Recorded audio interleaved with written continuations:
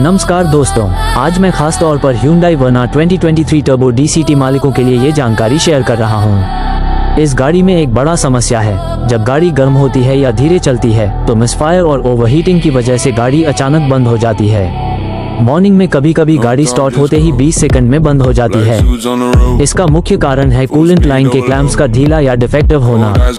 अगर इसे नजरअंदाज किया तो इंजन डैमेज भी हो सकता है। समाधान बिल्कुल सरल है, दोनों क्लैंप्स को तुरंत रिप्लेस करें।